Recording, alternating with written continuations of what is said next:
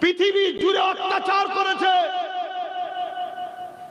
দুনিয়ার বেগুনা বাচ্চাগুলোকে মেরেছে, প্যালেস্টাইনের উপর অত্যাচার করেছে, বোম দিয়ে, অস্ত্র দিয়ে, প্লেন দিয়ে নিরীহ প্যালেস্টাইনবাসীর উপরে রক্তের বন্যা ঝরিয়েছে। খোদা ছাড় দিয়েছিল, ছেড়ে দেয় না। দুনিয়া ভাবতে পারে এত বিশাল দাবানল কখনো দেখিনি, কিন্তু একজন ইমানদার বলছে এটা একটা ছোট্ট ব্যাপার আমার আল্লাহর কাছে। আমার আল্লাহ সেই শহরকে তাবাহ করে দিচ্ছে আগুন দিয়ে। হাজারো চেষ্টা করছে পানি দিয়ে বন্ধ করার, 100 স্পিডে হাওয়া চলছে আর আগুন চলছে, হাওয়া চলছে, আগুন চলছে। পানি শেষ হয়ে গেছে, আগুন এখনো বন্ধ হয়নি। তারা চেয়েছিল ইসলামকে মুছে দেবে, আমেরিকাতে আজানকে ঘৃণা করা হতো। আজকে তারা আগুন বাঁচাবার জন্য, আগুন থেকে বাঁচার জন্য মসজিদের ইমামদের নিয়ে যে বলছে আজান দে বাবা, বাঁচা বাবা, বাঁচা বাবা। এখন সেখানে সরকারি ভাবে আজান দিওয়াচ্ছে। জোরে বলুন সুবহানাল্লাহ, আরো জোরে বলুন সুবহানাল্লাহ। 2040-45 এর মধ্যে ইউরোপ দুনিয়া সংখ্যা গুরু হবে ইসলাম। জোরে বলুন সুবহানাল্লাহ। আল্লাহ দিনের জন্য যথেষ্ট, আল্লাহ দিনার নবী পাকের জন্য যথেষ্ট।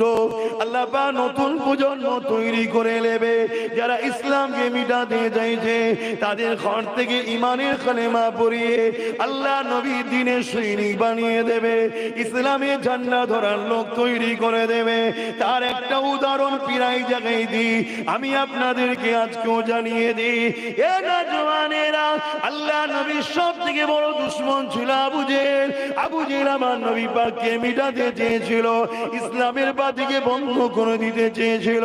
কিন্তু আবু জেহেলের একটা ছেলে ছিল ইকরামা, সে একদিন আমার নবী পাককে দেখে বুকের মধ্যে ধরে জড়িয়ে ধরেছে, যেভাবে আমরা ঈদের দিনে গলায় গলায় মিলি। এই আবু জেহেলের ছেলে ইকরামা আমার নবী পাকের সঙ্গে বুকে বুকে গলায় গলায় মিলে নিয়েছে। এই খবরটা আবু জেহেলের কাছে চলে গেল। আবু জেহেল তৎকালীন সমাজ শাসক ছিল।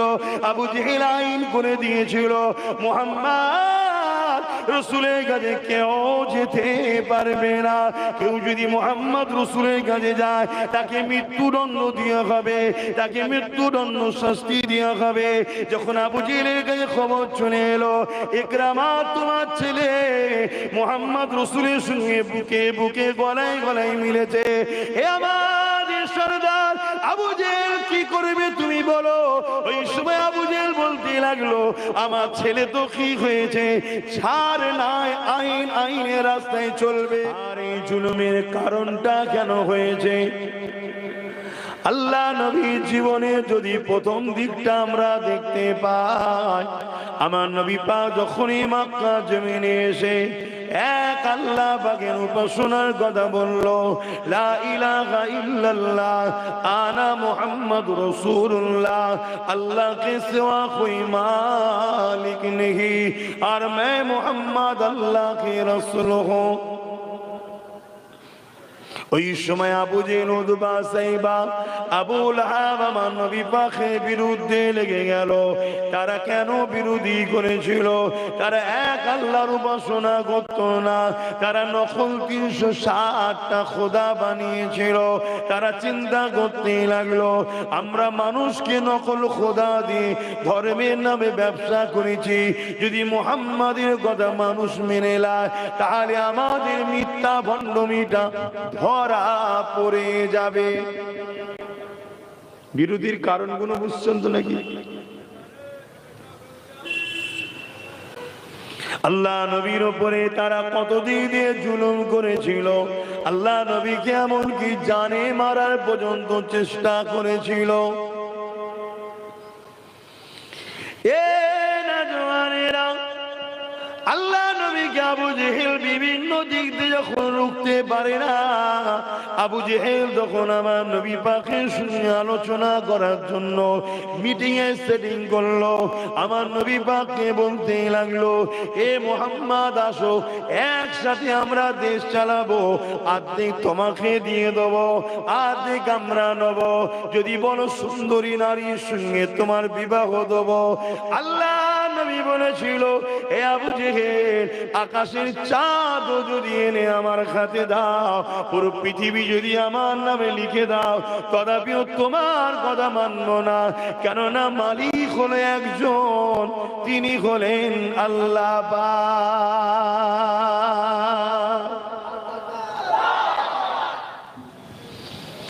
এমন নওজওয়ানেরা, তরুণীরা, বাপেরা, আল্লাহ নবী যখন কথা মানল না, নবী পাককে সোশ্যাল বয়কট করে দিল। আল্লাহ নবী পাহাড়ে চলে গেলে, সেখানে গাছের পাতা ফলমূল খেয়ে রইলে, এবং রাতের আড়ালে অন্ধকারেতে গোপনে গোপনে মানুষের কাছে না ইনসাফের বাণী, মানবতার বাণী, ইনসানিয়াতের বাণী আল্লাহ নবী দিতে লাগলেন। এইভাবে দেখা যায় একজন, দুজন, তিনজন করে 39 জন আমার নবী পাকের হাতে হাত দিয়ে ইমানের কলেমা পড়ে মুসলমান হয়ে যায়।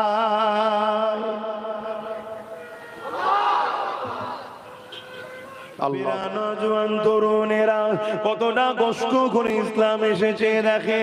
এ নওজওয়ানেরা আমার নবী পাক যখন ইসলামের দাওয়াতটা দিল, আমার নবী পাকের হাতে হাত দিয়ে ইমানের কালেমা পড়ে নিলেন। হযরত আবু বকর সিদ্দিক, ওই সময় জালিমরা যখন জানতে পারলো আবু বকর সিদ্দিকের উপরে কত জুলুম অত্যাচার করেছিল, আমার নবী পাকের পাশে দাঁড়িয়ে হযরত আবু বকর সিদ্দিক যখন কাবা শরীফের পাশে দাঁড়িয়ে একত্ববাদের প্রচার করতে লেগেছে, মক্কা সন্ত্রাস আবু জেহেল বাহিনী, উতবা বাহিনীরা আমার নবী পাকের সাহাবী হযরত আবু বকরকে লক্ষ্য করে তীর এমন করে পাথর ছুঁড়ে ছুঁড়ে মারতে লাগলো। ওই পাথর যেখানে লাগে ফেটে গিয়ে দরদর করে রক্ত বেরোতে লাগলো। এত মারা মেরেছিল হযরত সিদ্দিক আকবার অজ্ঞান চৈতন্য হয়ে কাবার জমিনে পড়ে গেল। ওই দিন জালিমেরা আমার নবী পাককেও ছাড়েনি, আমার নবী পাককেও তারা মেরেছে। এ যুবকেরা, তরুণেরা, বাপেরা, তোমাদের অন্তরে যদি যারা পরিমাণ ঈমান থাকে, নবীর প্রেম ও মহব্বত থাকে, তোমাদের ঘরে একবার নয় 1,00,000 বার ভাবতে হবে আমরা কোন রাস্তায় পা বাড়াচ্ছি, কাদের সঙ্গে উঠা বসা করছি, কাদেরকে সহযোগিতা করছি, তাদের দ্বারা ভবিষ্যতে আমার নবীর দ্বীনের ক্ষতি হয়ে যাবে না তো? তারা ক্ষমতা জোরে মাদ্রাসাকে বন্ধ করে দেবে না তো? ক্ষমতা জোরে মসজিদ গুলোই তালা মেরে দেবে না তো? ক্ষমতা জোরে ঈদগাহ গুলোকে দখল করে নেবে না তো? ক্ষমতা জোরে কবরস্থান গুলো ফুটবলের মাঠ করে দেবে না তো? একটু আমাদের ঘরে বিবেচনা করা দরকার আছে না নাই? আওয়াজ দিয়ে বলুন। ছাড় দিয়েছে, ছেড়ে দেয়নি, কেননা আমার নবী পাক অনেক কষ্ট করেছে। সাহাবা হুজুররা যখন আমার নবীকে নবী বলে, আল্লাহকে আল্লাহ বলে মেনে নিয়েছিল, মক্কা জালিম অত্যাচারী মুশরিকেরা আবু জেহেল, উতবা, সাইবারা আমার নবী পাক সাহাবাদের উপরে কত জুলুম করেছে। এই নওজওয়ান তরুণীরা গরম মরুভূমির বালির উপরে সাহাবা হুজুরকে শুইয়ে দিয়ে বুকের উপরে ভারী পাথর চাপিয়ে দিয়ে বলেছিল, আল্লাহ ছেড়ে দে, নবী ছেড়ে দে, দিন ইসলাম ছেড়ে দে। সাহাবা হুজুর একদিকে গরম বালিতে পিঠ পুড়ে যাচ্ছে, অপর দিকে ভারী পাথরে নিঃশ্বাস নিতে পারছে না। এইরকম একটা অবস্থাতে সাহাবা হুজুররাও বলতে লেগেছে, এ মক্কা নিষ্ঠুর পাষাণ জালিমেরা, আমরা আমাদের জীবন পছন্দ করি, আল্লাহ ও রসুলকে ছাড়া পছন্দ করি না। আরো জোরে বলুন সুবহান। বাবেরা, নওজওয়ান তরুণেরা, নিঃশ্বাসের কোনো ভরসা নাই, নিঃশ্বাসের কোনো বিশ্বাস নাই। আজ আছি কাল চলে যেতে হবে, আজ আছেন কাল চলে যেতে হবে। দুদিনের দুনিয়ার ময়দানে পরকালে পরে আখিরাতকে হারিয়ে ফেলবেন না। আজ আমরা সহজ ইসলাম পেয়েছি, মসজিদ মাদ্রাসা পেয়েছি, আমাদের ধর্মের উপরে অত গুরুত্ব না। কিন্তু মনে রাখবেন, ইসলাম মানে ইনসাফের না। ইসলাম যদি না থাকে ইনসাফ থাকবে না। ইসলাম ইনসানিয়াতের নাম। ইসলাম যদি না থাকে ইনসানিয়াত থাকবে না। ইসলাম আদবের নাম। ইসলাম লজ্জার নাম। ইসলাম সম্মানের নাম, ভক্তির নাম। যদি ইসলাম না থাকে কোনো থাকবে না। ইসলাম মা বাপের সম্মান দিবার না। ইসলাম যদি না থাকে মা বাপ সম্মান পাবে না। ইসলাম গরিবদেরকে খানা খাবার না। ইসলাম যদি না থাকে গরিবদের বাঁচার উপায় থাকবে না। আমার নবী পাকের প্রেমিকেরা তাই বলে দিয়ে যায়, আল্লাহ নবী সাহাবা হুজুরা ইসলামের জন্য অনেক কষ্ট করেছে গো।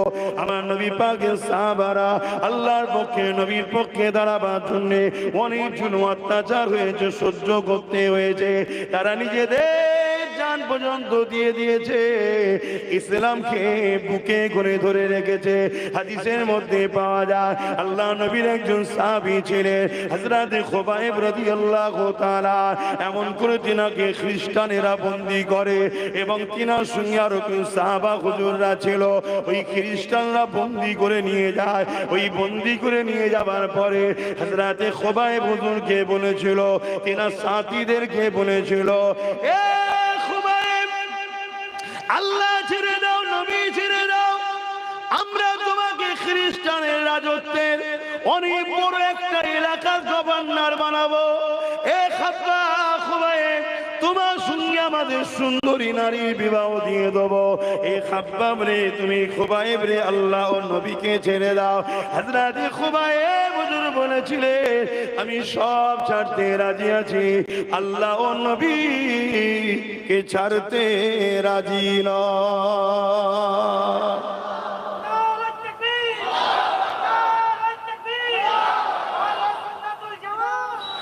বাপেরা, নওজোয়ান তরুণেরা, এ নবী পাকের প্রেমিকেরা, আল্লাহ নবীকে মুহাব্বত করে ভালোবাসে, পিয়ার করে। সাহাবা হুজুররা যেভাবে মুহাব্বত করেছে, পিয়ার করেছে, এ নওজোয়ানেরা, হযরত খুবাইব হুজুর যখন মানল না, হযরত খুবাইব হুজুরের সামনে তিনার একটা সাথীকে শুলির উপরে চাপিয়ে দিতে লেগেছে। শুলি কাকে বলে?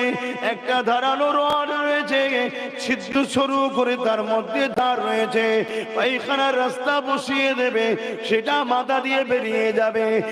একটা করে সাহাবীকে হযরত খুবাইব হুজুরের সামনে ওই শুলির উপরে চাপিয়ে দিতে লেগেছে।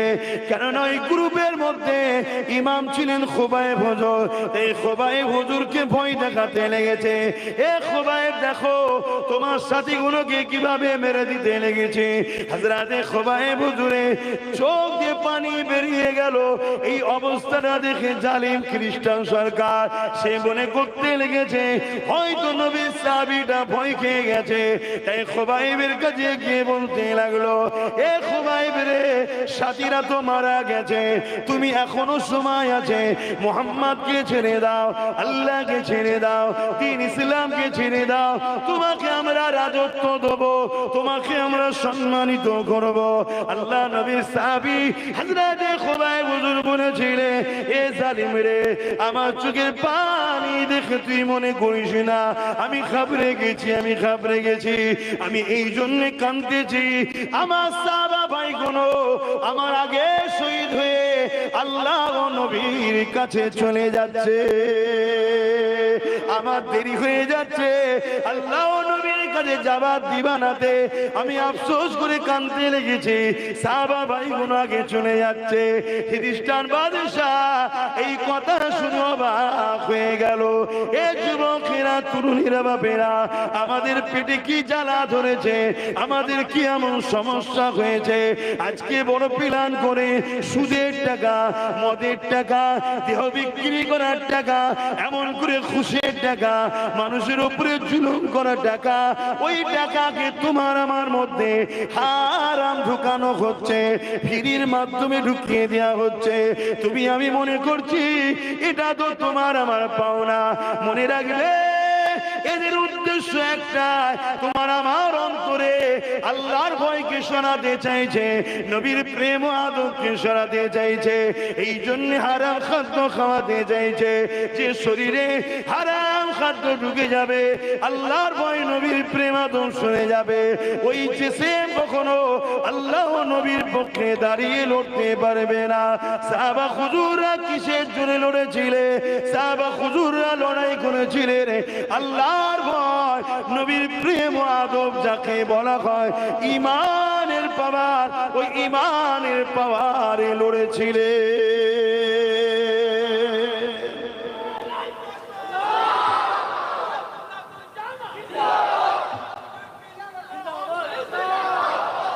যা বিষয়ে ডিপ আলোচনা এখন নয়, আমি যে কথা বলতে যাচ্ছিলাম, আমার রাসূলুল্লাহ যেটা রেখে গেছে ওটাকে মজবুত করে আমাকে আপনাকে ধরতে হবে।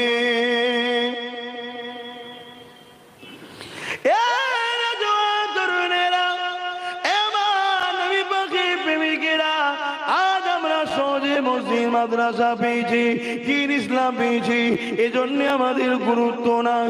অথচ আমার নবী পাকের সাহাবা হুজুররা কত কষ্ট করেছে ইনসাফের জন্য, ইনসানিয়াতের জন্য, মানবতার জন্য, সভ্যতার জন্য, গরিবের হক মিটি পাওয়ার জন্য, এতিমের পক্ষে দাঁড়াবার জন্য, অসহায়কে সাহায্য করার শিক্ষা দিবার জন্য, দুনিয়ার উপরে ইনসাফ প্রতিষ্ঠিত করার জন্য, ইনসানিয়াত প্রতিষ্ঠিত করার জন্য, মানবতা মানব শিক্ষা দিবার জন্য, মানব বন্ধন তৈরি করার জন্য আল্লাহ নবী সাহাবারা যখন ন্যায়ের পক্ষে দাওয়াত দিয়েছে, ওই সময় মক্কার অত্যাচারী আবু জিল উতবা সাইবারা আমার নবী ও সাহাবাদের উপরে কত জুলুম করেছে।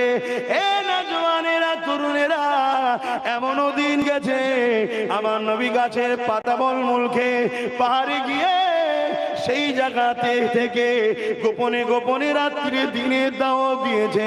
এমনও দিন গেছে হযরতে বেলাল হুজুরের মতো মানুষকে ধরে নিয়েছে, রডকে গরম করে বেলাল হুজুরের ঠোঁটে মুখে ছ্যাঁকা দিতে লেগেছে। ওই ছ্যাঁকা লাগতে লাগতে লাগতে জিভে যখন গরম লাল রডটা লেগে যায়, জিভটা ফেটে যায়, বেলাল হুজুর তুতলা হয়ে যায়। এ যুবকেরা, এই জুলুম কি তোমাদের উপরে হচ্ছে? না হয়নি, না হয়নি। কিন্তু যেভাবে গাফলতি করছো তোমরা, যদি এই গাফলতির ঘুমের মধ্যে থাকো, এই গাফলতির জিন্দেগির মধ্যে থাকো, এই গাফলতির জীবন ব্যবস্থার মধ্যে থাকো, মনে রাখবে তোমাদের চতুর্দিকে অনেককে তৈরি করা হচ্ছে, তোমাদের বিরুদ্ধে তাদের ব্রেনে বিষ তৈরি করা হচ্ছে, তাদের মাথায় ঢুকানো হচ্ছে মুসলমান দেখলে মারো, মুসলমান মানে আতঙ্কবাদী, মুসলমান মানে জঙ্গি, মুসলমান মানে দেশদ্রোহী, এদেরকে মেরে দিলে পুণ্য হবে। যেমন সাপ দেখলে তুমি আমি বিষধর বলে মারি, ওই রকম তোমাদের পিছনে কোটি কোটি টাকা খরচ করে ক্ষমতাশালী শাসকেরা তাদের আড়ালেতে, তাদের আন্ডারেতে, তাদের ছায়াতলেতে এই জঙ্গি সন্ত্রাস তৈরি করা হচ্ছে, যারা আগামী দিন তোমাদের বেটিদের উপরে, তোমাদের বোনেদের উপরে, তোমাদের বাচ্চাদের উপরে তারা হিংস্র পশুর ন্যায় ঝাঁপিয়ে পড়বে। যে ঝাঁপানোতে তোমাদের পেটিগুলোর ইজ্জত চলে যাবে, তোমাদের বাচ্চাগুলো হত্যা হয়ে যাবে। যেমন আজকে প্যালেস্টাইনের বুকে হচ্ছে, 45,000 বাচ্চাকে কাফন পরতে হয়েছে। তাই বলবো একটু ভেবে চিনতে পা ভালো, আগামী দিনটা বড় ভয়ানক আসছে। রাসূলুল্লাহ যে নয় তার সঙ্গে তুমি থেকো না, যে আল্লাহর নয় তার সঙ্গে তুমি থেকো না। তার বিরোধী যদি করতে না চাও, না করে গিয়ে যাও, কিন্তু তাকে সহযোগিতা তুমি করো না। কেননা মনে রাখবে আল্লাহ কোরআনে জানিয়ে দিয়েছে, এ দুনিয়ার মানুষেরা তোমাদের প্রকাশ্য দস্যু হলো এই শয়তান। এই শয়তান প্রকাশ্য তোমাদের শত্রু।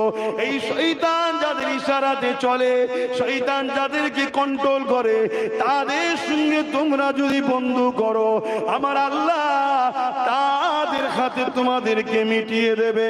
এটা কোরআনের ঘোষণা তোমাদেরকে জানালা। এখনো সময় আছে, আল্লাহর দিকে ফিরে আসো, নবী পাকের দিকে ফিরে আসো। হয়তো চলার রাস্তাটা একটু কঠিন হবে, কিন্তু মনে রাখবে ইতিহাস বলছে আমার নবীর পক্ষে যুগে যুগে যারা ছিল আমার আল্লাহ তাদেরকেই বিজয় দিয়েছে। এ যুবকেরা, তার একটা ছোট্ট নমুনা বলে যাচ্ছি। সুলতানে হিন্দ গরিবে নওয়াজ খাজা মঈনুদ্দিন আজমেরি এই হিন্দুস্তানের জমিনে যখন আসে, হুজুরের বিরুদ্ধে অনেক ষড়যন্ত্র হয়েছিল। হুজুরকে ঢুকতে দেওয়া হবে না, হুজুরকে আসতে দেওয়া হবে না, হুজুরকে রুখে দেওয়া হবে। কিন্তু আমার আল্লাহ রসুল যার সাথে আছে, পৃথিবীর কোন শক্তি তাকে মিটাতে পারে না। আমার গরিবে নওয়াজ তিনি হিন্দুস্তানের জমিনে শুধু এসেছে তা নয়, হিন্দুস্তানের আজকের তারিখেও বেতাজ বাদশাহ হয়ে আছে। আরো জোরে বলুন সুবহান।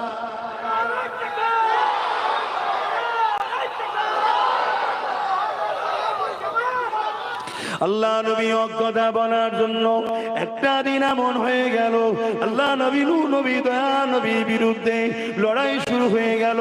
উহুদের ময়দান ছিল। এই যুবকেরা তরুণীরা বাবেরা আমার নবী পাকের দিকে লক্ষ্য করে মক্কা জালিমরা তীর মারতে লাগলো। আমার নবী পাক খালি হাতে দাঁড়িয়ে রয়েছে। নবী পাকের সাহাবারা চতুর্দিকে না ইনসাফের জন্য লড়াই করতে লেগেছে। ঠিক এমনই সময় এক জালিম নবী পাককে লক্ষ্য করে তীর মারবে। ঠিক এমন সময়তে আল্লাহ নবীর একজন সাহাবী হযরত তালহা রাদিয়াল্লাহু তাআলা তিনি দেখতে পেয়ে যায় আল্লাহ নবী একা দাঁড়িয়ে রয়েছে। এই হযরত তালহা রাদিয়াল্লাহু তাআলা তিনি ছুটে এসে আমার নবী পাকের সামনে দাঁড়িয়ে গেলেন। যে তীরটা আমার নবী পাকের সিনায় লাগার কথা ছিল, ওই তীরটাকে আল্লাহ নবী সাহাবী নিজে সিনায় নিয়ে নিলেন। যুবকেরা তরুণীরা বাবেরা আল্লাহ নবীকে তীর মারতে লেগেছে। হযরত সাহাবী নবীর সামনে দাঁড়িয়ে আছে। একটা দুটো তিনটে চারটে পাঁচটা ছটা 10টা 20টা 20টা 30টা 50 79 থেকে 80টা তীর আমার নবী পাককে লাগার কথা ছিল। সাহাবী নিজের সিনাতে পিঠে লাগিয়ে নিল। এমন সময় সাহাবী জমিনের দিকে টলে পড়ছে। নবী পাকের সাহাবারা আগিয়ে এসে ওই জালিমদেরকে হটিয়ে দিয়ে আমার নবী পাককে ঘিরে ফেললে। আল্লাহ নবীকে বলতে লাগলে, ইয়া রাসূলুল্লাহ হাবিবাল্লাহ, হুজুর আপনি কেমন আছেন? আল্লাহ নবী বলতে লাগলে, এ আমার সাহাবী রে, এ আমার সাহাবা রে, আমি মুহাম্মদ ভালো আছি, তবে আমার তালহাকে দেখো না গো, আমার তালহার খোঁজটা নাও না গো। তালহা আমার ভালোবাসায় নিজেকে কুরবান করে দিল, এ সাহাবীর খোঁজটা নাও না। সাহাবা হুজুররা আগিয়ে গিয়ে হযরত তালহাকে জিজ্ঞাসা করে, ও ভাই তালহা তুমি কেমন আছো? হযরত তালহা বলছে, একটা খুশি সংবাদ আছে আর একটা দুঃখের সংবাদ আছে। খুশি সংবাদ কি? হযরত তালহা বলতে লেগেছে, আমি আমার জানটা আল্লাহর জন্য দিয়ে দিলাম, নবীর প্রেমে দিয়ে দিলাম।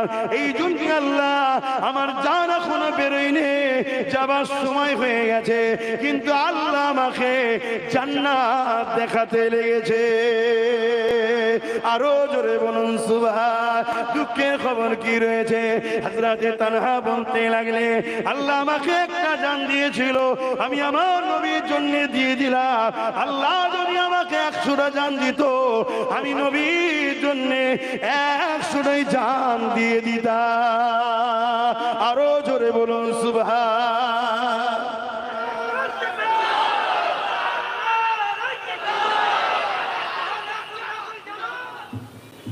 কেননা আমার নবী পাক অনেক কষ্ট করে ইসলাম প্রতিষ্ঠিত করেছে, অনেক কষ্ট করে জমিন থেকে মদকে ব্যান করেছিল।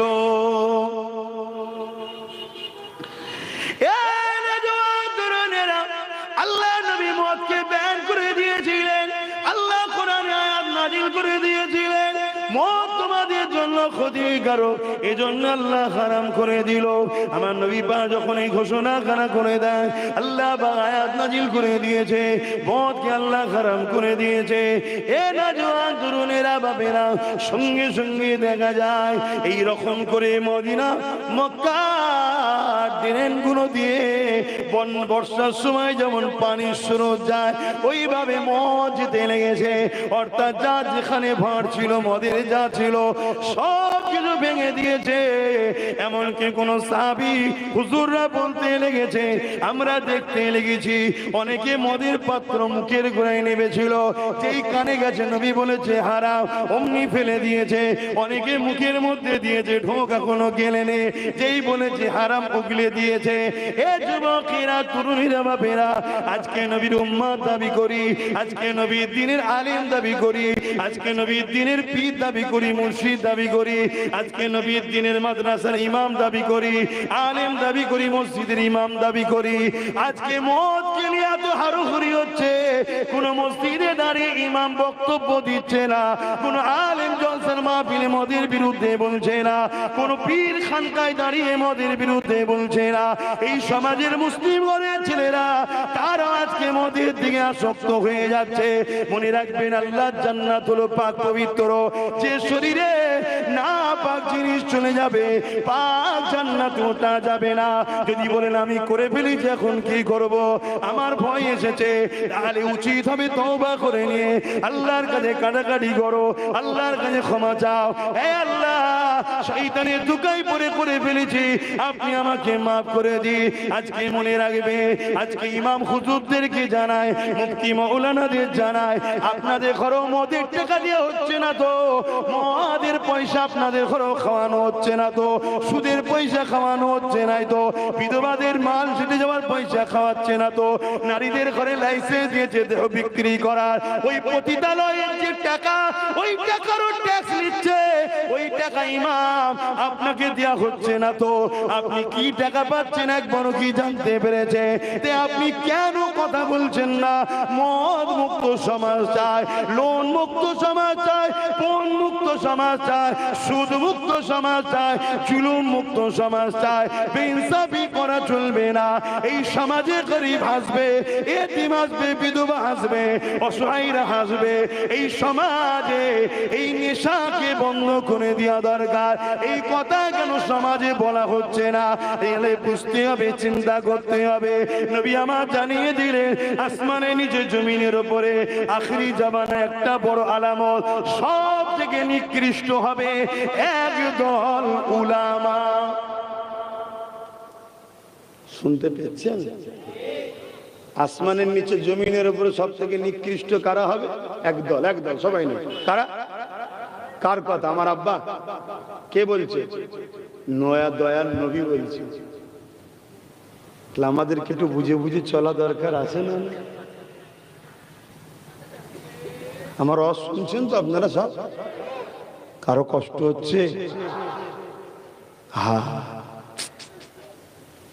আল্লাহ নবী জানিয়ে দিলেন, হারাম খেতে খেতে খেতে শরীরে রক্ত গোস্ত যখন হারাম মিশে যাবে, ওই হারাম অন্তর কখনো আপনাকে মসজিদের দিকে টানবে না।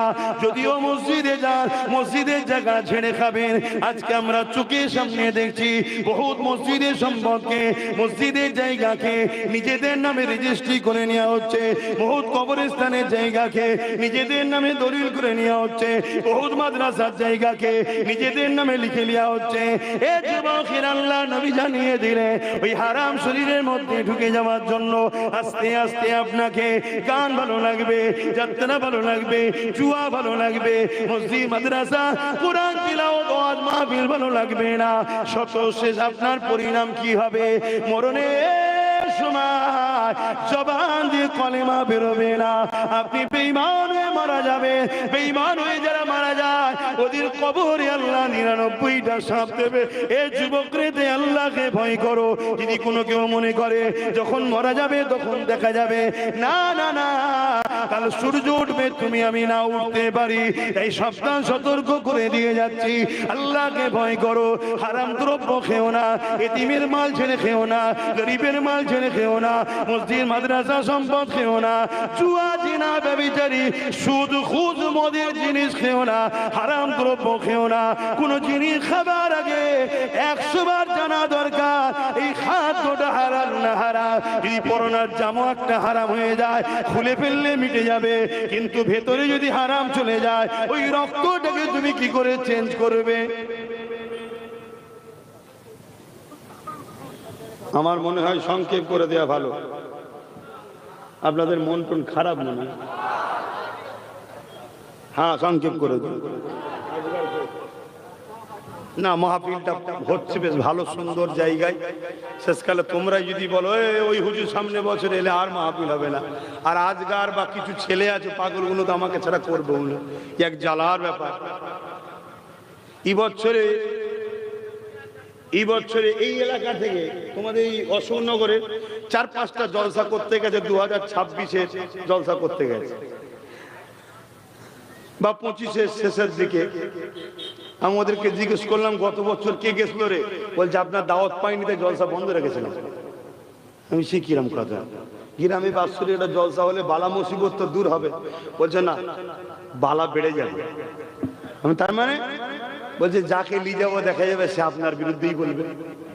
অতএব যে এক কাঠটা হয়েছি কষ্ট করে, এই এক কাঠটা আর ভাগল লেগে লাভ নেই। এই আগেকার যুবকরা এরকম একসাথে বসতো, আমি অহংকার করছি না, সত্যি করে বলেন তো এভাবে বুঝতো?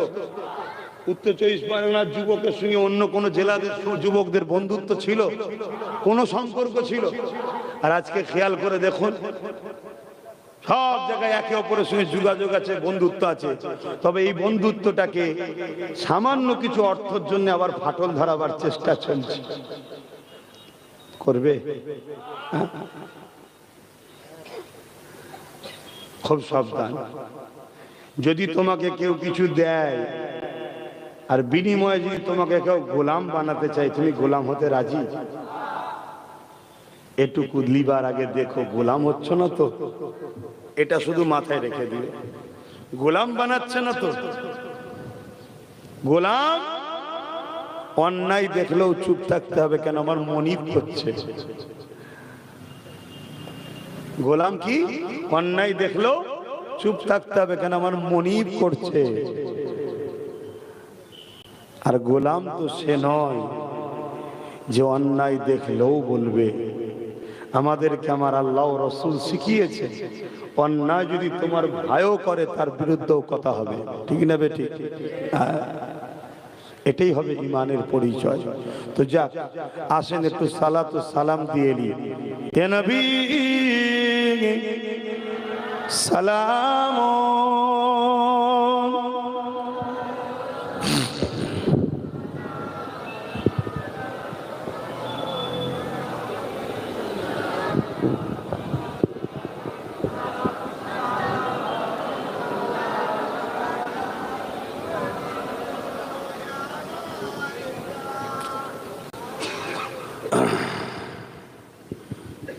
আমরা দাঁড়ালাম কেন বলুন? হুজুর পাক সাল্লাল্লাহু আলাইহি ওয়াসাল্লামকে সালাম দেব। তো দরুদের বেলায় দাঁড়াই না কেন বলুন? আমি প্রায় জায়গায় বলেছি, দরুদের বেলায় দাঁড়াই না কেন? দরুদ পড়লে নেকি হয়, তো নেকি বসে বসে নেওয়া যায়, কিন্তু দাঁড়িয়ে সালাম দিই কেন? আমরা সালাম দিলে দয়ার নবী জবাব দেবে, জবাবটা আমরা আদবের সাথে দাঁড়িয়ে দাঁড়িয়ে নেব। জোরে বলুন সুবহানাল্লাহ। একজন কেউ সম্মানীয় কিছু আপনাকে দিচ্ছে, আপনি বসে বসে নেবেন? দাঁড়িয়ে দাঁড়িয়ে নেবেন। তো আমার হুজুর জবাব দেবে, আমরা বসে বসে নেব, দাঁড়িয়ে দাঁড়িয়ে নেব। এটা আদবের ব্যাপার। এতে মাসলা ফতোয়ার ব্যাপার নয়, এটা সিনার ব্যাপার। ফতোয়া মাসলা এখানকারের ব্যাপার। এ হাজারো প্রশ্ন করে। একে জিজ্ঞেস করুন আমার নবীর মেয়েরাজ হয়েছে, একে জিজ্ঞেস করুন আমার নবী এরম চোখ থেকে আলো মারে, ওইসব চমক চমক করছে আলোগুলো। একে যদি জিজ্ঞেস করেন থাক থাক যে আমার নবীর মেয়েরাজ হয়েছে, সবাই নিজের ব্রেনকে জিজ্ঞেস করুন যে আমার নবী মসজিদে আকসা বাইতুল মুকাদ্দাস থেকে মসজিদে আকসা প্রায় 1 মাসের যাতায়াতের রাস্তা। ওখান থেকে প্রথম আসকান, ওখান থেকে দ্বিতীয়, তৃতীয়, চতুর্থ, পঞ্চম, সপ্তম, ষষ্ঠম, সপ্তম, সিদরাতুল মুনতাহা, আল্লাহর আরশ। আল্লাহ দিদার করিয়ে কথাবার্তা বলে রাতে সামান্য সময়ের মধ্যে নবী আবার ঘরে এসেছে। ব্রেনকে জিজ্ঞেস করো তো, ব্রেন কি বলবে? এই ব্রেন মেনে নেবে? ব্রেন বলবে এটা যুক্তির বাইরে, এটা হয় কখনো? কি করে হতে পারে? 1 মাসের রাস্তা, এতটা আসমান, এত দূর, যে আসমানে উর্ধ্ব জগতের দুটো জায়গা আছে। একটা জায়গা আছে বিশাল গরম, যা যাবে গলে যাবে। একটা জায়গা আছে এত ঠান্ডা, যা যাবে বরফ হয়ে যাবে। কি করে যায়, হয় কি করে? আর দিলকে জিজ্ঞেস করো যে আমার নবী গেছে, আল্লাহ লিগেছে, দিল কি বলবে? বিনা প্রশ্ন, বিনা বাধায় অবশ্যই গেছে। জোরে বলুন সুবহানাল্লাহ। কেন? প্রেমের কাজ করছে, ঠিক না? কিন্তু প্রেম বোঝে, এই অত দলিল টলিল মশলা টসলা ফতোয়া টতোয়া বোঝে না। রেখে দিকে তোদের কথা, আমার নবী গেছে, আমার আল্লাহ লিখেছে, এটাই বলবে। আর এ কি বলবে? কি করে হতে পারে? কি করে হতে পারে? বরফ হয়ে গেল নি, আগুনে গরম হয়ে গেল নি, হাজারো প্রশ্ন তৈরি করবে। এজন্য এখানে শরিয়ত থাকে, এখানে ঈমান থাকে, এখানে দিন থাকে, এখানে ঈমান থাকে। এটা প্রেমের ব্যাপার। এখান থেকে আমরা দাঁড়াই, এখান থেকে নয়। কথা কিছু মাথায় ঢুকছে? আখরি জামানা সব থেকে বড় ফিতনা হলো মুনাফিক উলামা, যারা আমাদের ঈমানকে লুটে নিচ্ছে, যারা আমাদের ঈমানকে লুটে নিচ্ছে। এই যুব সমাজগুলোকে নবীর কথা বলে এদেরকে তো পরিবর্তন করব নাকি? নবীর ভালোবাসা দিয়ে তো পরিবর্তন করব। মুনাফিকরা চাইছে নবীকেই উড়িয়ে দাও। কেউ বলছে নবী নাউজুবিল্লাহ রাখাল ছিল, কেউ বলছে নবী আমাদের মতো মানুষ ছিল, কেউ বলছে রসুল ভিখারির বাচ্চা ছিল, কেউ বলছে রসুল পাশা আলিফ বেতে সে জানতো না, কেউ বলছে রসুল মরে গেছে, কেউ বলছে রসুলের মেরাজ কবে হয়েছিল, কেউ বলছে রসুল 40 বছর আগে নবী ছিল না, কেউ বলছে রসুল পাশা ইলমে গায়েব জানে না, কেউ বলছে রসুল মদিনা থেকে দেখতে পাই না। এই কথাগুলো যা শুনলেন, এগুলো কি নবীর পক্ষে মনে হচ্ছে না বিরুদ্ধে? তো নবী বলছেন উলামারা হলো আমার ওয়ারিস। তো ওয়ারিস যে হবে সে রাসূলুল্লাহর পক্ষে বলবে না বিরুদ্ধে বলবে? আমাদের সমাজে অনেক দল আছে না, যে দলই বক্তা আছে সে মাইক ধরে কি বলে? আমার নেতা এই করেছে, আমার নেতা ওই করেছে, আমার নেতা এই করেছে, আমার নেতা ওই করেছে, বলে না? বলে না? কেন্দ্র থেকে যদি কোনো নেতা আছে কি বলবে? আমার নেতা পুরো পায়খানা ভারতবর্ষে বানিয়েছে। কি বলবে না? বলবে না? কি বলবে না? বলবে না? যে যার নেতার নাম করছে, ঠিক না বেটি? তাল উলামা ওয়ারাসাতুল আম্বিয়া, যারা নবীর ওয়ারিস হবে তারা নবীর পক্ষে বলবে না বিরুদ্ধে বলবে? তুই কেমন উলামা? কিন্তু এদের পিছনে পৃথিবীর বড় বড় শক্তিদের হাত আছে। এদের বক্তব্য কোন সমাজের মানুষের কাছে সামনে আনা হবে, নেট খুললেই এদের বক্তব্য আগে আসবে, টিভি খুললে এদের বক্তব্য আগে আসবে। কেন? মিডিয়া বলুন, সোশ্যাল মিডিয়া বলুন, ফেসবুক বলুন, ইউটিউব বলুন, এগুলো কাদের হাতে? ইসলামের হাতে না ইসলামের দুশমনদের হাতে? এদের গুলোকে সামনে আনছে। আর আমাদের যুব সমাজ প্যান্ট শার্ট পরা, দাড়ি চাচা, নামাজও কাজা করেছে, গুনাহগার ছিল, কিন্তু এই সকল মুনাফিক বেঈমান কাফের মার্কা বক্তাদের পাল্লায় পড়ে আমাদের কম বেঈমান হয়ে যাচ্ছে। আর বেঈমান দিয়ে কখনো লড়াই করে কামিয়াবি হওয়া যাবে? তাহলে পরিকল্পনাটা বুঝে আসছে তো নাকি? তাই বাংলার মানুষ, মোজাদ্দেদ জামান দাদা হুজুরের আপনারা রুহানি সন্তান, বুঝে বুঝে চলে। শত শেষ কথা, কেউ আমাকে সন্তানের মতো মনে করেন, কেউ আমাকে ভাইয়ের মতো মনে করেন।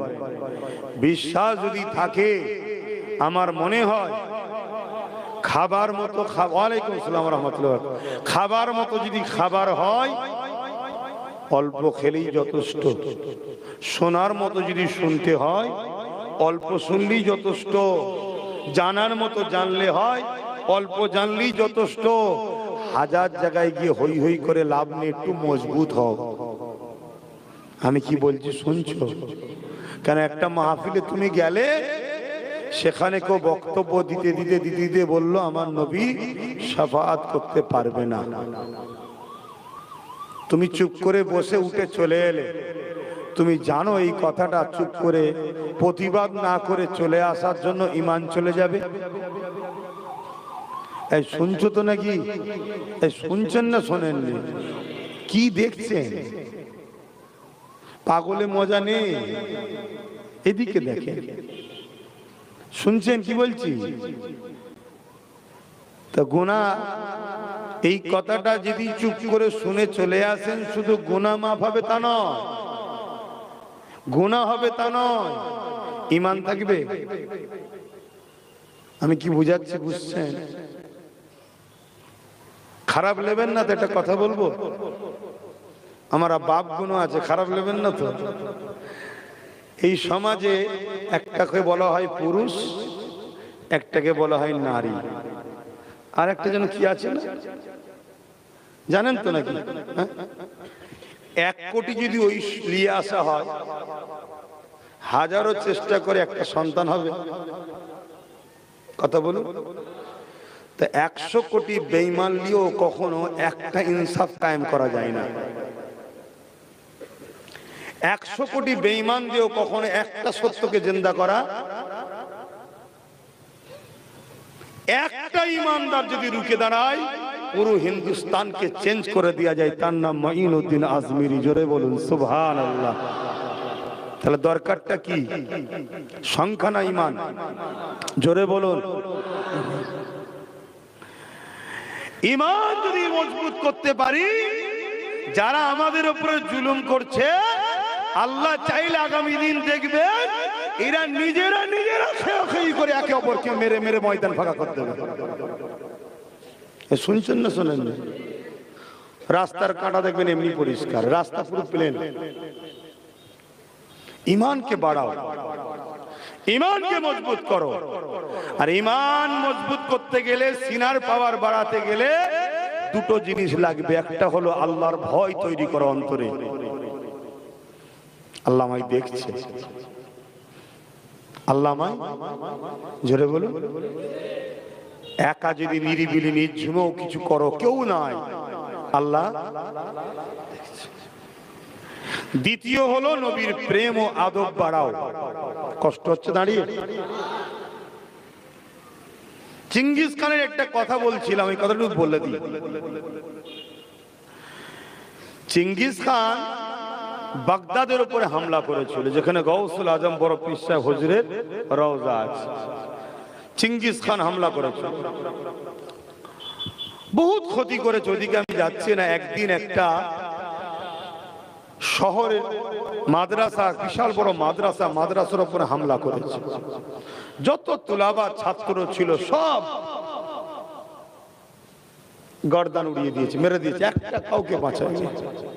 আলেমগুলোকে সব টেনে টেনে টেনে টেনে নিয়ে এসে কাতার দিয়েছে, লাইন দিয়েছে। একটা কাতার, দুটো কাতার, তিনটে কাতার করেছে। চিঙ্গিস খান ঘোড়ার পিঠে দা বসে আছে, সৈন্যরাও রয়েছে। জাল্লাদকে বলছে প্রথম সারি আলেমদের ধর থেকে কল্লাগুলো আলাদা করো। কি জুলুম হয়েছে দেখছেন? আগামী দিন আবার হবে যদি এখনো আমাদের উলামারা না শুধরায়। কেন পানি এখনো বেশি দূর গড়ায়নি, সবে ধোঁয়া উঠেছে। দেখছেন না? বলছে মাদ্রাসায় জঙ্গি তৈরি হয়, সন্ত্রাস তৈরি হয়, বলছে না? বলেন কই? উলামাদের মুখে প্রতিবাদ কই? কথা কই? আলেমদের মধ্যে একতা কই? চুপ করে আছে। আপনি জানেন আমার বাংলাতে কোন একজন সরকারি লোক, বীরভূমে তার বাড়ি, সোশ্যাল মিডিয়ায় দেখলে কেউ হাত তুলবেন, সে বক্তব্য দিতে দিতে বলছে বট গাছ হচ্ছে হিন্দু ধর্ম আর বট গাছের যে ঝুড়ি নাবে ওই ঝুড়িগুলো হলো বিভিন্ন ধর্ম, তার মধ্যে বলছে মুসলমান ধর্ম। জানি মূর্খর মধ্যে পেটে বিদ্যা নেই, গাধার থেকেও বেহাল, তো পেটে তো কিছু নেই, মুসলমান কোনো ধর্ম নেই, কিন্তু তারপরেও টার্গেট করছে না করেনি। এই কথাটা ভুল বলেছে না ঠিক বলেছে? কই কোনো ইমাম, কোনো মৌলভী সাহেব, কোনো পীর সাহেবের তো প্রতিবাদ নেই কেন? ও রাজ্য সরকারের লোক বলেছে তাই? তাহলে চিন্তা করুন যে আমরা কত নিচুই নেমে গেলাম সামান্য ভিক্ষায়। অন্যায় তো অন্যায়।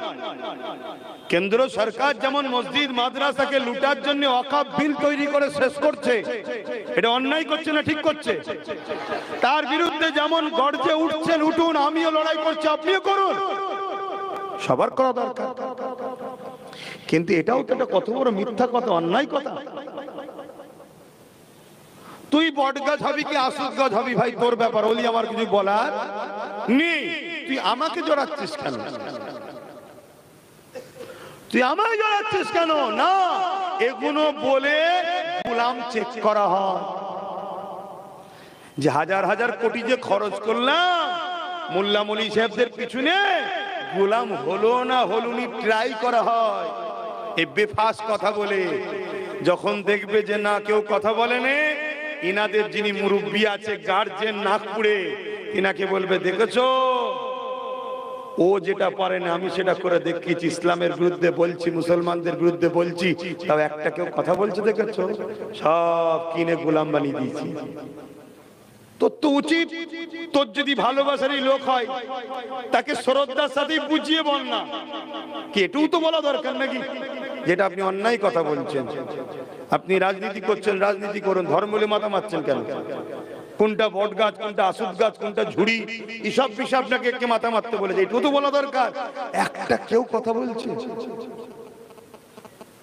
হাই রে মুসলমান, কোথায় ছেলে গেলি সামান্য পয়সার কাছে? তো যাক, চিঙ্গিস খান একটার পর একটা গর্দান উড়াচ্ছে। প্রথম কাতারে একজন বুজুর্গ উলামা ছিলেন, তিনি দ্বিতীয় কাতারে চলে গেলেন।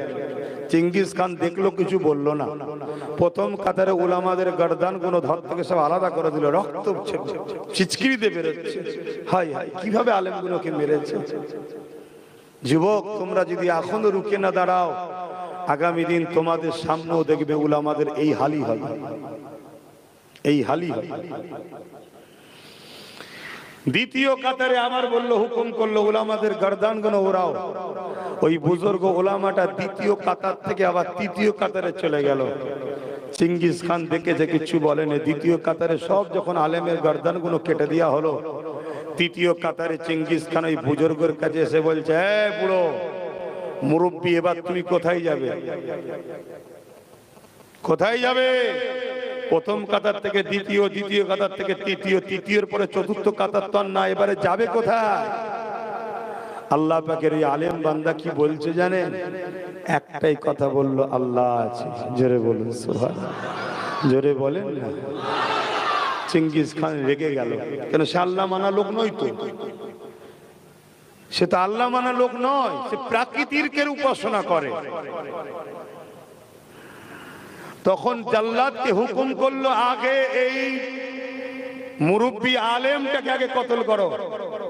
যখন জাল্লাদ তার দিকে আগাতে চলেছে, কথা মুখ দিয়ে সবে বেরিয়েছে, জাল্লাদও আগাচ্ছে, এদিকে ঘোড়া লাপানো শুরু করেছে, বিভৎস ভাবে লাপাচ্ছে ঘোড়া। আর হাজারো লাগাম টেনে ঘোড়াকে রুখতে চাইছে, চিঙ্গিস খান পাচ্ছে না। তার সৈন্যরাও ধাওয়া করেছে ঘোড়াকে রুকাবার জন্য। জাল্লাদ এদিকে অস্ত্র ফেলে দিয়ে ওই দৃশ্য দেখছে। শুনছেন তো? একটা পরিচয় যে এমন হলো, চিঙ্গিস খান ঘোড়ার পিঠ থেকে পড়ে গেল, কিন্তু দুপা জমিনে পড়লো না, একটা পা ঘোড়ার লাগামে বেঁধে গেল। ওই যেখানে পা রাখে ওই পাদানিতে একটা পা বেঁধে গেছে, আর একটা পা দিয়ে পড়ে গেছে জমিনে, মাথায় একটার পর একটা পাথরে লাগছে, ঘিনু বেরোচ্ছে, মাথার খুলি ছিটকে যাচ্ছে। ঘোড়া ততক্ষণ পর্যন্ত ছুটেছে যতক্ষণ না চিঙ্গিস খান মরেছে। কি বুঝলেন? বললেন না সুবহানাল্লাহ? এসব কার ক্ষমতা? একটা জালিমকে পৃথিবী থেকে মিটাতে আল্লাহর সময় লাগে? কিন্তু জালিম আল্লাহ পাঠাই কেন? আমাদের পরীক্ষা লিবার জন্য, আমাদের পরীক্ষা লিবার জন্য। যারা সত্যিকারের মুমিন হবে তারা যত বড়ই জালিম হোক তাকে ভয় খাবে না, ভয় করবে কাকে? আল্লাহকে।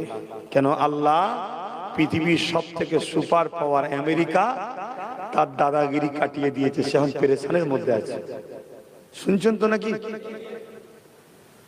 সেই জায়গাতে আমাদেরকে মাথায় রাখতে হবে যে যতই শক্তিশালী হোক আল্লাহ শাইউন কাদির, সর্বশক্তিমান, তাকে ভয় করতে হবে, তার কি অন্তরে ভয় রাখতে হবে। আর যার ভয়, আল্লাহর ভয় যার অন্তরে আছে, দুনিয়ার কোন শক্তি সে ভয় করবে না। এটা মাথায় থাকবে তো নাকি? আসুন আমি আর একটা কথা জিজ্ঞেস করবো দাঁড়িয়ে দাঁড়িয়ে। কেন্দ্র সরকার ক্ষমতার জোরে, মিলিটারি, পুলিশ, রাজ ক্ষমতা আছে, ওয়াকফ সংশোধন বিলের নামে আইন তৈরি করে মসজিদ মাদ্রাসাকে শেষ করার পরিকল্পনা করছে। আপনারা খবর পেয়েছেন না পাননি? তা আপনাদের এই এলাকায় যদি কোনো জায়গায় কেন্দ্র সরকারের এই চক্রান্তের বিরুদ্ধে প্রতিবাদ সভা ডাকি, আপনারা খবর পেলে একটু সারা পাবো তো নাকি? হাত তুলে আল্লাহকে সাক্ষী রেখে বলছেন তো আলহামদুলিল্লাহ। আগে 21শে জানুয়ারিটা হয়ে যাক কলকাতায়, তারপরে ডাকবে, এখন না। এই জানেন তো 21শে জানুয়ারি কলকাতায় প্রোগ্রাম হচ্ছে এই ওয়াকফের কি বলে কেন্দ্র সরকারের চক্রান্তের বিরুদ্ধে প্রতিবাদ, আরো অনেক বিষয় আছে। তো সেই জায়গাতে আমি একটা বিষয় আপনাকে আর একটা জিজ্ঞেস করছি, তাহলে কেন্দ্র সরকার ভুল করছে, আমরা প্রতিবাদ করব, ঠিক না বেটি? কেন? সে আমার ধর্মের বিরুদ্ধে কথা বলুন চেষ্টা করছে। আচ্ছা, রাজ্য সরকার যদি ক্ষমতার জোরে আমার ধর্মের পিছনে লাগে, প্রতিবাদ করবেন না? করবেন না? আমি ঠিক আওয়াজটা শুনতে পেলাম। কারা কারা বলছেন সাক্ষী দেবে? হাত লম্বা করে তুলে তো নাকি? এখানে একে অপরের পাশে একটু দেখা দরকার আছে, আছে তো নাকি? আপনারা কি জানেন রাজ্য সরকার মাদ্রাসার সিলেবাস থেকে কোরআনকে তুলে দিয়েছে?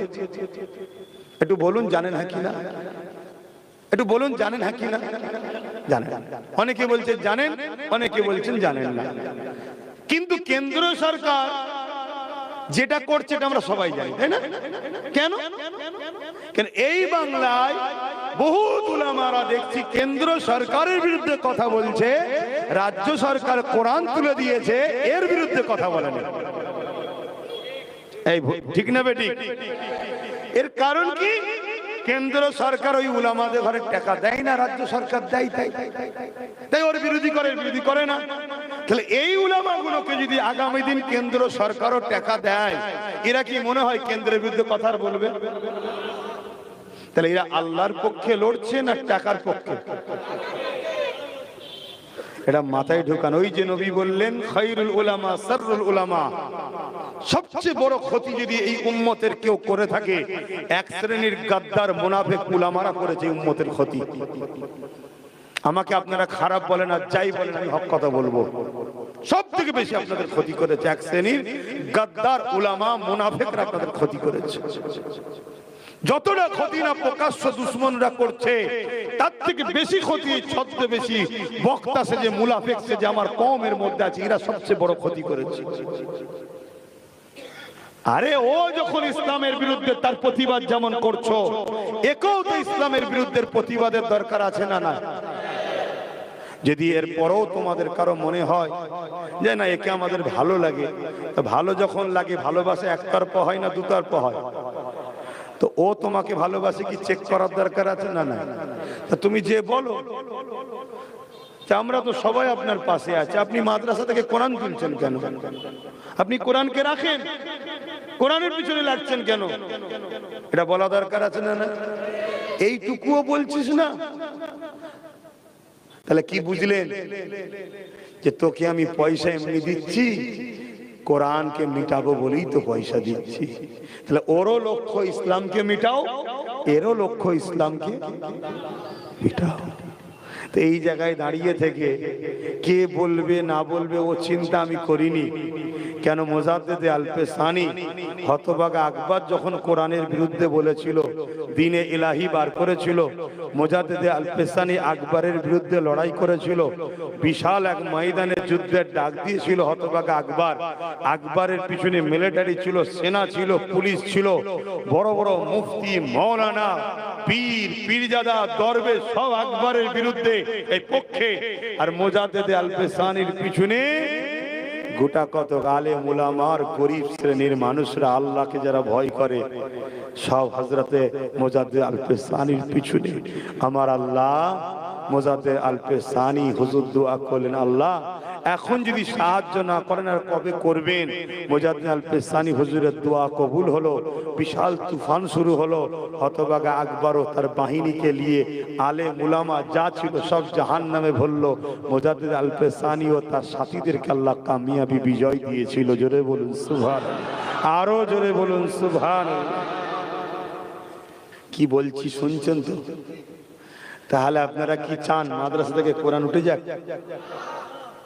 যদি যে ভুলটা করছে ওই ভুল থেকে ফিরে গিয়ে যদি কোরআনের জায়গায় যেমন ছিল থাকে, তাহলে আব্বাস সিদ্দিকী জলসায় এসে এই বিষয়ে কথা বলবে কেন? আমার বলার নেই, কিন্তু জলসায় এসে বলবো যদি আপনি কোরআনের বিরোধী করেন, যদি আপনি মসজিদ মাদ্রাসার বিরোধী করেন, তাহলে আমি কমকে শোনাবো না।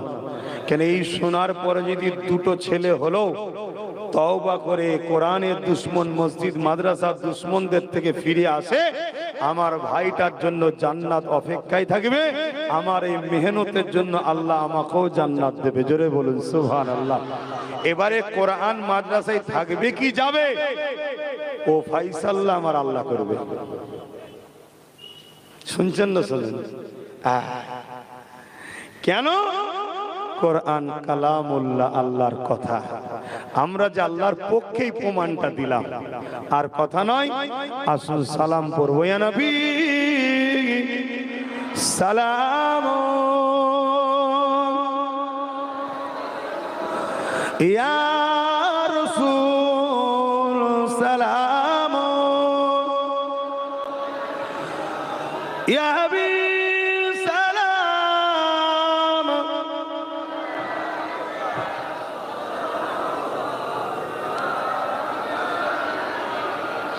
কঠিন হাসরের দিনে কি আছে মোদের কপালে, গুনাহগার উম্মাহ আতো আপনা লইবে সঙ্গে মাশারে। নবী সালাম,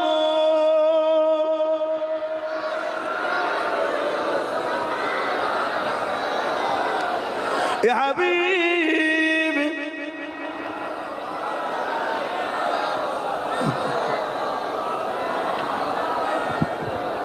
আল্লাহ। বসেন বসেন, টাইম তো হু করে চলে যাচ্ছে। হ্যাঁ বাপজান আমার, আর কথা নয়। বিসমিল্লাহ সঙ্গে দরুদ শরীফ, সূরা ফাতিহা, ইখলাস শরীফ পড়ো, দোয়া চাওয়া হবে। এই মাহফিল প্রতি বছর হয় আহলে সুন্নাত ওয়াল জামাত থেকে। কি গো আপনারা এতে খুশি না বেজার? এই মাহফিল হোক প্রতিবারে। এই জায়গায় কারা কারা চান একটু হাত তুলে দেখাবেন? কোরআনের কথা হোক, এটা আপনারা চান? আল্লাহ রাসূলের কথা হোক, আপনারা চান?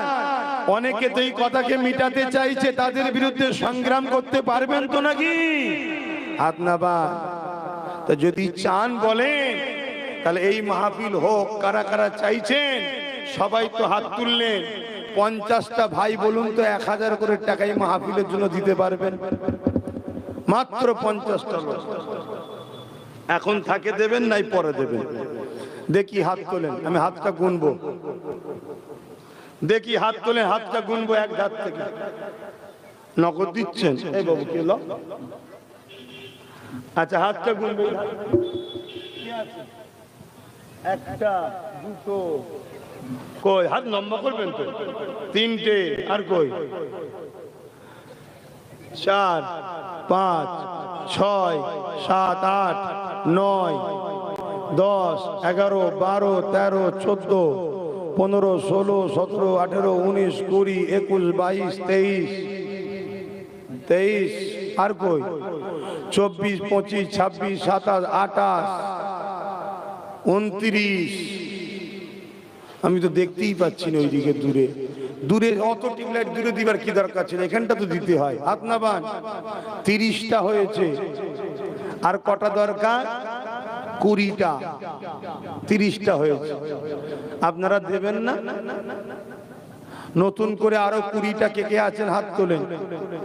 এই একটাই লোবার কথা নয়, কে আছে 20টা ভাই নতুন করে 30 হয়েছে, 31 32 করে গুনবো, কে কে আছে 31 আর কই 32 33 আরো